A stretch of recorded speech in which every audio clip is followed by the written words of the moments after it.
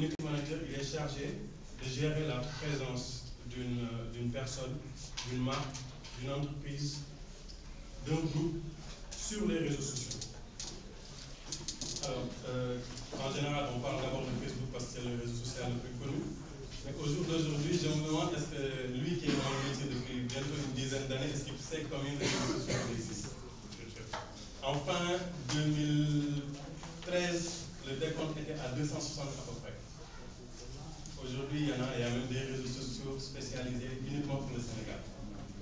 Alors, oui. Donc, il y a même un nouveau réseau social qui est open source, comme on dit. Pour maintenant parler de l'aspect communication. Alors, pour moi qui suis journaliste, c'était très simple de faire de la communication en tant que journaliste. J'écris un article, je le balance. C'est dans un journal, c'est à la radio. Les gens l'écoutent. C'est le même article pour tout le monde. Mais quand vous êtes community manager, dans votre aspect communicationnel, vous devez faire en sorte que se sentent visés personnellement. Que ce ne soit pas une publication généraliste.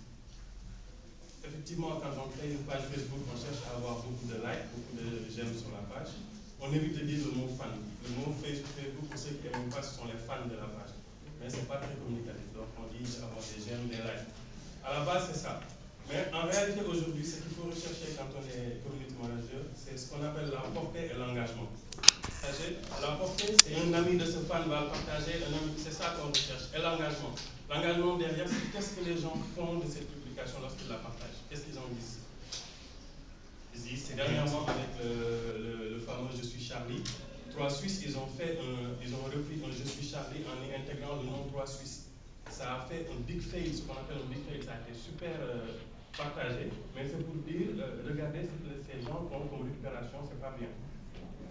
Et derrière maintenant, après, il y a les aspects vente, si vous faites de la vente, ce qu'on appelle le taux de conversion. C'est quand, par exemple, Orange fait une annonce sur sa page en disant nous vendons des téléphones, le nombre de personnes qui sont allées acheter le téléphone à partir de cette annonce. Mais ça, c'est un aspect purement marketing. Pour revenir sur l'aspect communication, c'est ça qu'on recherche lorsqu'on est un community manager.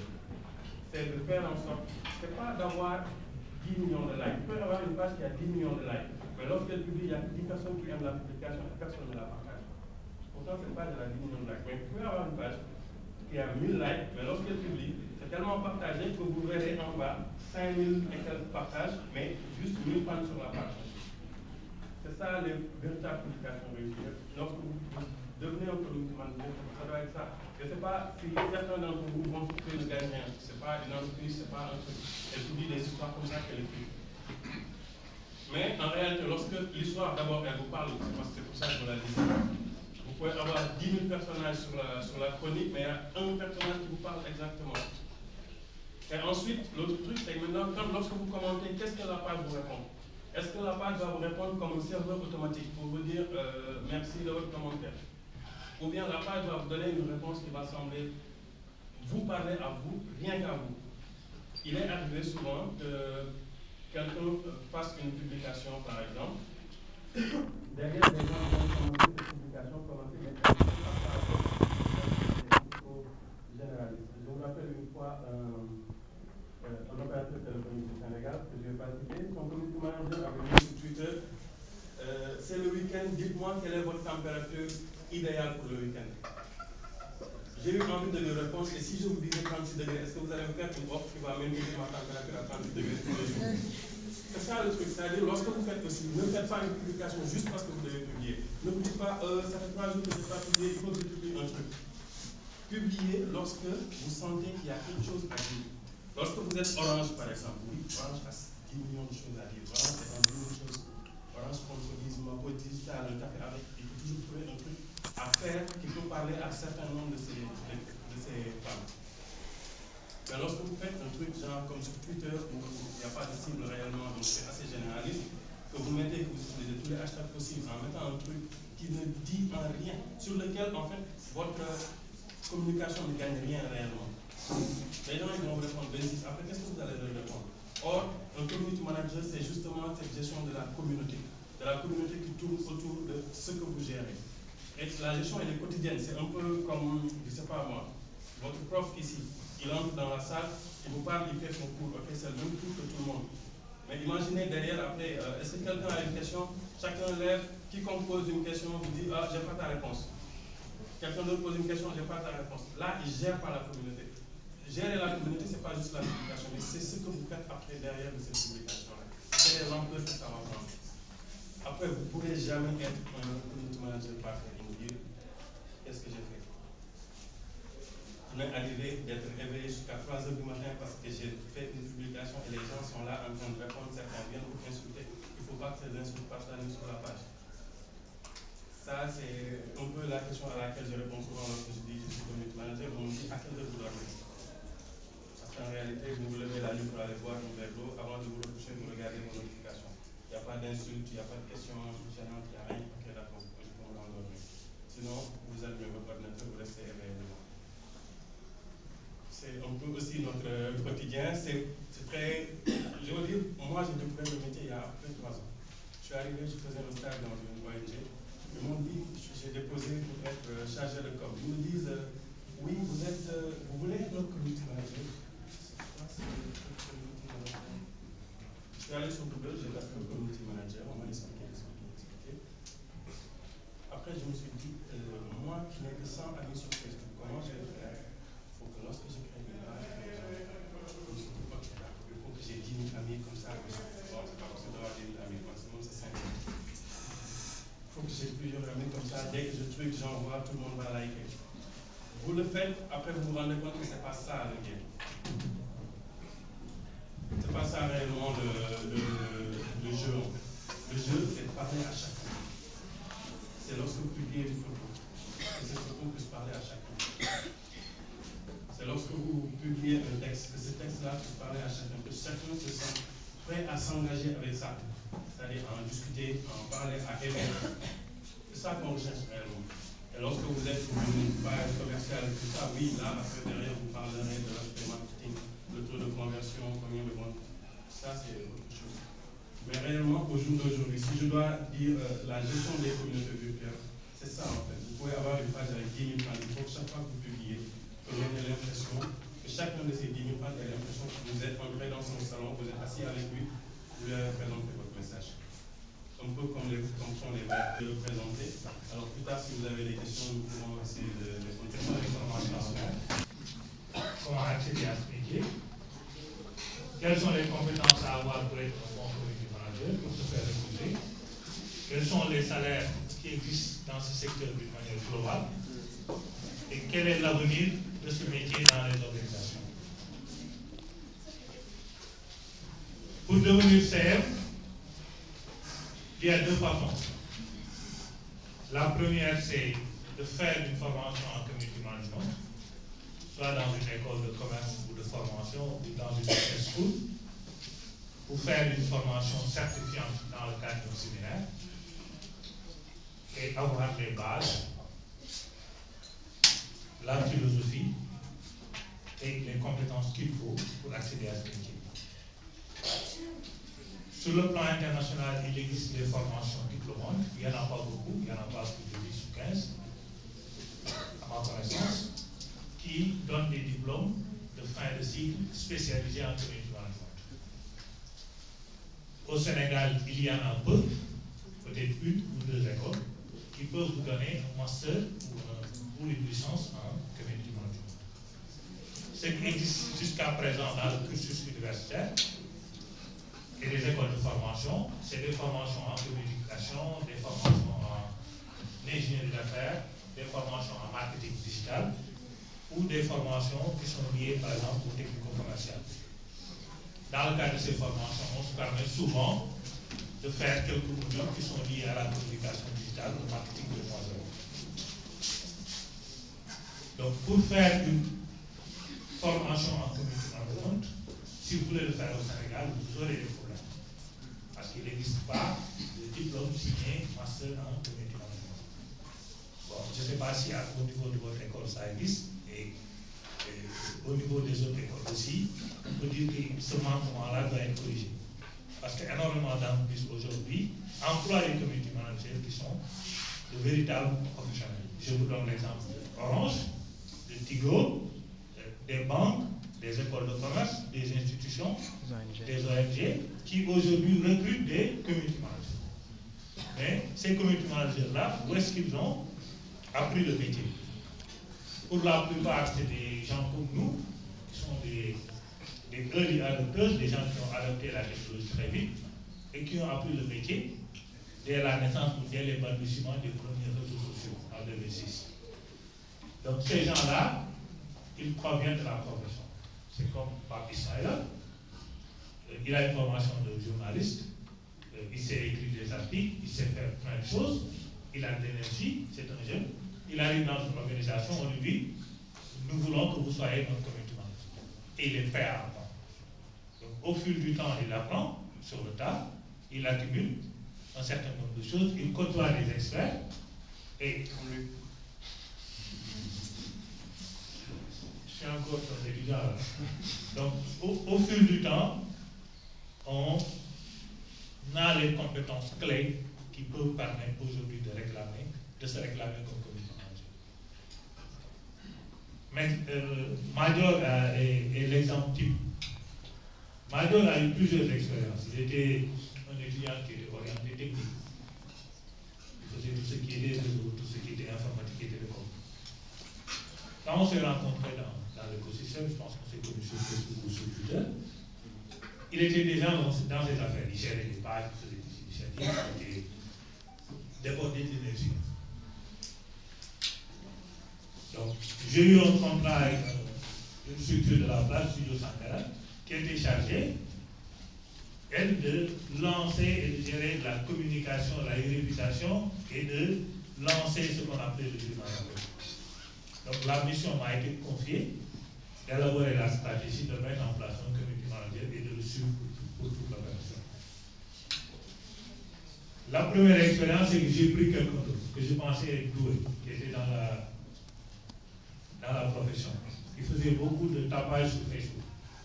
Il postait n'importe quoi, partageait n'importe quoi. Je pensais que cette personne était le community manager idéal. Au bout d'un mois, le client m'appelle et me dit on ne peut plus continuer à confier l'image du journal à cette personne. Pourquoi? Parce que cette personne ne maîtrisait pas les règles grammaticales des orthographes. Tout simplement, il était très bon en application, mais quand il te faisait une phrase, tu dois être correct. Je peux, il met le peu, P, E, U avec P, il met les voisins sans S, etc. Et ça énerve. Il faut comprendre que quand vous êtes en face d'une communauté, quand c'est des seniors, il faut savoir que vous parlez à des seniors. Quand vous parlez à des jeunes qui sont soit qui ont un langage, soit avec des déformations, avec des contractions et des... Le wesh. Il faut recruter, oui, il faut recruter un community manager qui est wesh, parce que c'est une communauté. Quand vous parlez à des dames qui ont des enfants, il faut utiliser le langage de ces dames-là et savoir comment on gère un bébé. C'est une communauté. Donc, on a deux. Après cette mauvaise expérience, je suis venu voir Major, je lui ai dit, écoute, je pense qu'on s'est vu un dimanche, au stade de week-end de Dakar. Je lui ai dit, écoute, Joe, moi j'ai un poste à te proposer. Est-ce que tu veux devenir mon community manager pour cette mission? On va essayer, je vais te donner quelques astuces. Tu commences, je te briefe sur ce que tu dois faire. Je lui donnais une checklist, des choses à faire, et on le faisait ensemble. Pour moi, ce qui était le plus important avec Major, il a carrément réussi la mission qui était de lancer le JTR. Par exemple, le JTR sortait le vendredi, samedi, dimanche, on était à 15 minutes. Au bout d'une semaine, on était à 30 minutes. Et après, on laissait le journal rappeler à l'essai. Pour dire que les gens, il était dans son affaire. Donc, on a deux points ou deux axes qui nous permettent d'accéder à cette profession. Soit de faire une formation diplômante ou certifiante, ou alors d'apprendre le métier sur le tas. Mais ce qu'il faut comprendre, c'est qu'entre les deux, il faut toujours un élément qui est constant. C'est qu'il faut faire beaucoup de pratique. Il faut vouloir apprendre très vite. Parce que si vous remarquez un peu, le Facebook de 2011, ce n'est pas le Facebook de 2012. Ce n'est pas le Facebook de 2014. La timeline a changé. La manière de présenter les pages a changé. La portée de la page a changé. Avant, tu pouvais faire une publication. Tu as 100 personnes sur ta page, la publication touche 60 ou 70 personnes. Aujourd'hui, quand tu fais une publication sur une page Facebook, la portée organique ne dépasse pas 30% de la page, de la population de la page. Donc, pour pouvoir déjà gagner sur la question de la portée, combien de personnes je touche, ce que Fabrice a dit et a expliqué clairement. Et derrière la portée, il y a aussi ce qu'on appelle l'engagement. L'engagement, c'est quoi? Quand je dis quelque chose, que vous réagissez. Quand je poste une information, que les gens like, que les gens commentent, que les gens partagent. Cet engagement-là, elle va se traduire, si c'est un produit commercial, cet engagement va se traduire par une conversion du prospect en client. La personne va sortir de la page Facebook et va acheter le produit. Si c'est en politique, la personne va sortir de la page Facebook et va voter. Ou alors va recommander à quelqu'un qui va faire là. Donc, on est dans une logique de communication, mais on fait de la communication parce qu'on a un objectif. Tous ceux qui font de la communication, c'est pour provoquer une action. Si on a communiqué avec vous pour vous dire qu'il y a une chose digitale, l'action était de vous faire bénéficier. D'accord? Donc, la portée est importante, l'engagement c'est important, et tout ça doit être mesuré. Et on les mesure par des outils. Ces outils-là, en général, si c'est ce qui tourne autour de la réputation, on parlera du score social. Quel est aujourd'hui ton score social? Quel est ton niveau de visibilité? Quel est ton niveau de réputation? Ça veut dire, on le dit de manière basique, est-ce que telle personne fait le buzz ou pas? Est-ce qu'il y a un buzz? Est-ce que tu ne le fais pas? Parce que les gens pensent que la communication, c'est juste faire le buzz, c'est juste avoir une visibilité. Derrière la visibilité, il y a un autre indicateur, c'est la notoriété. Est-ce que les gens sont capables de faire confiance en toi ou au groupe? Donc, toutes les compétences qu'il faut pour être community manager, que vous soyez sorti de l'école ou que vous ayez une expérience sur le tas, il faut avoir des compétences en communication. Il faut savoir communiquer. Et quand on parle de communication, le plus important, ce n'est pas vous, c'est la cible. C'est comme quand vous définissez une politique, une stratégie sociale média. Le plus important, ce n'est pas de dire je vais sur Facebook, je vais sur Twitter. Il faut regarder quels sont les réseaux sociaux qui sont utilisés par votre cible et communiquer sur ces cibles-là. Donc, il faut des compétences en communication, il faut savoir communiquer clairement, de manière simple, de manière efficace, savoir mesurer cette communication. Il faut savoir gérer la relation client. Parce que la personne qui est devant vous, derrière sa machine, c'est un individu avant tout. Donc c'est une relation entre la personne qui porte le message et la personne qui doit recevoir le message. C'est comme on lance un Tigo ou Expresso. La personne qui achète la puce ou qui achète le crédit téléphonique, cette personne-là, il faut gérer cette relation pour que quand il y a un problème, cette personne puisse appeler à un service client et dire que moi j'ai un problème, il y a quelque chose qui ne fonctionne pas ou que je suis satisfait. Il existe une relation entre la personne qui poste l'information et la personne qui reçoit l'information. Donc, avant tout, c'est les gens qui vous lisent, c'est les gens qui regardent vos vidéos, c'est les gens qui commentent. Et ces communautés-là ont des émotions, ces communautés-là, il faudra les toucher. Et pour les toucher, il faut faire la gestion de la relation. Quand vous voulez travailler avec quelqu'un, vous n'allez pas attendre le moment où vous avez besoin de cette personne. Il faut gérer cette relation avant. C'est comme si moi je ne vous connais pas, je me lève un bonjour, je vous croise et je vous dis, prêtez-moi 10 000 francs. Cette relation de confiance n'existe pas encore. Pour dire que je vais solliciter une personne, il faut avoir créé la relation d'abord, pour qu'en cas de besoin, cette personne puisse réagir. Des compétences en communication, des compétences en marketing, des compétences techniques, parce que vous allez utiliser des applications. Il faut savoir comment Facebook fonctionne. Facebook ne fonctionne pas de la même manière que Twitter. Twitter ne fonctionne pas de la même manière que Instagram. Les gens qui sont sur Twitter, ils sont très short. Les gens qui sont sur Facebook ont du temps. Les gens qui sont sur Google Plus sont plus dédiés. Donc chaque communauté a ses spécificités. Il faut comprendre les spécificités. Et chaque réseau social a une manière de fonctionner et a des applications qui permettent d'optimiser la présence sur ce réseau social.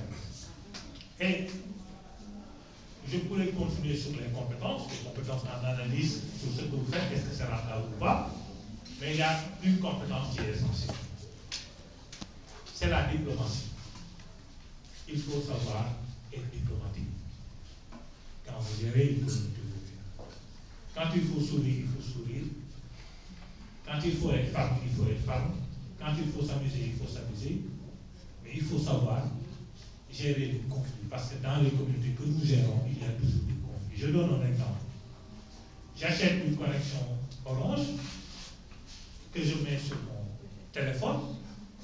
J'active la 3G. J'en achète pas de passe. Le crédit finit. Parce qu'il y a une erreur de communication. On ne m'a pas dit que si j'active les données, je vais perdre mon crédit. Alors que moi, je ne me suis pas connecté. Donc, il suffit juste de faire un geste diplomatique et de communiquer avec le client pour lui donner la bonne information pour rétablir le cas. Il existe beaucoup de personnes qui sont dans des situations où il y a une incompréhension. Un client mécontent, il faut le gérer diplomatiquement. Un community manager ne peut pas se mettre à faire des histoires. Un community manager ne peut pas se mettre à se chamailler avec quelqu'un qui est sur sa page. On t'insulte, tu encaisses. Ces gens-là, ils savent ce que je dis. Vous gérez une page Facebook, quelqu'un se connecte, il t'insulte. C'est comme dans les services clients. Vous appelez le 600 Orange et vous insultez la personne parce que vous dites qu'on vous a piqué votre crédit. Et cette personne-là, on lui enseigne la diplomatie.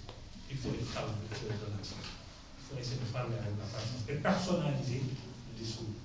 Il l'a dit tout à l'heure, c'est une communication qui est de masse, une communication de masse. Je parle à tout le monde, mais il faut que je donne l'impression que je parle à chacun d'entre vous différemment.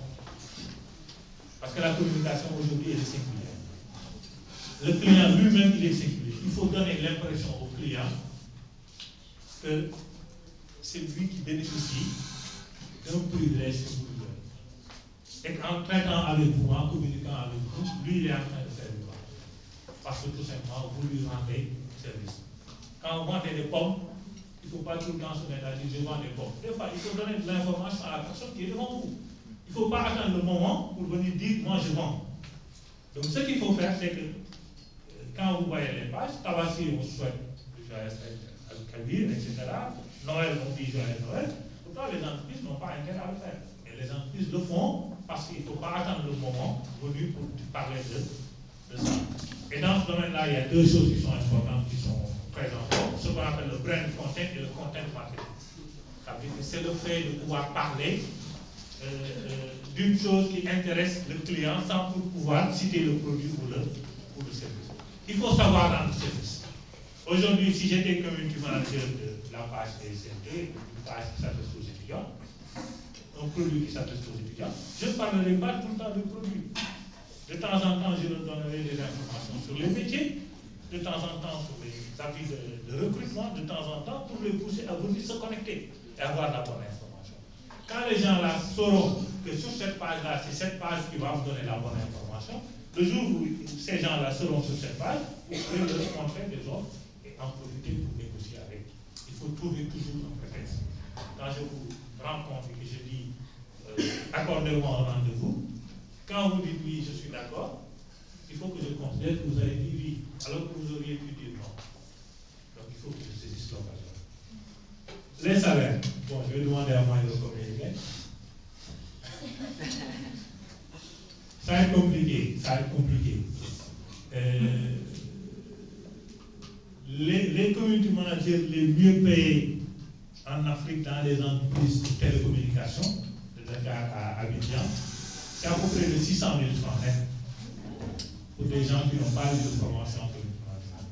Vous pouvez avoir moins, ça dépend de l'organisation, ça dépend aussi du budget, parce qu'il y a des gens qui font juste du community management parce qu'ils ont besoin d'être présents sur la toile. Donc il y a un petit budget qui est alloué. Et quand vous êtes community manager, vous pouvez avoir 2 ou 3 boulots au vent, ça veut dire que vous pouvez être à gagner 200 000, quelqu'un de confie quelque chose d'autre, vous bossez la vie, elle a plusieurs métiers, curateur, etc., rédacteur, et vous gagnez de l'argent supplémentaire. Mais il faut savoir qu'il faut apprendre très vite, il faut continuer dans cette logique. Donc les salaires, c'est peut-être de 100 000, de 80 000 à 600 000, 700 000. C'est une entreprise comme une organisation comme les Nations Unies ou la présidence de la République, si elle devait prendre un comité manager et qu'on demanderait de faire une fiche poste, je dirais simplement de payer 1 million ou 1 200 000 à ces personnes, parce qu'il y a une responsabilité qui est là. Donc, et on est au tout début, hein. Je pense que les salaires vont être très gros, et les gens qui seront responsables du community management vont carrément, peut-être dans quelques années plus tard, pouvoir, dans des entreprises où ils sont, pouvoir gérer le portefeuille de marketing digital ou de communication digitale. Donc l'avenir dans les organisations, c'est qu'aujourd'hui, toutes les organisations communiquent. Autant les gens avaient des budgets pour la télé, la radio, la presse écrite, aujourd'hui les gens se mettent à avoir des budgets pour les réseaux sociaux. Donc c'est un nouveau métier qui a plein d'avenir pour nous. Au-delà du fait de pouvoir gérer les pages, il y a d'autres aspects. Ce qu'on appelle les feedback managers, les gens qui sont dans les réseaux sociaux, qui sont capables d'exploiter toutes les données qui sont issues des réseaux sociaux et de pouvoir les interpréter, les data scientists, etc. Donc je pense qu'on est au tout début. Et pour ceux qui veulent se lancer dans cette dynamique, je pense que vous avez toutes les chances pour y arriver. Moi, je ne suis pas un ICM et je n'ai pas vu de barrière qui m'a empêché à accumuler un certain nombre de choses. Il faut savoir bosser, être un véritable, comment on l'appelle, il faut être accro à Internet, apprendre très vite et côtoyer les experts échanger. Je pense que c'est dans ça qu'il faut continuer et avoir l'idée dans la tête qu'un community manager, c'est avant tout une personne qui est devant vous et qu'il faut gérer la relation client, la relation de la personne avec l'autre personne via un canal qui est digital.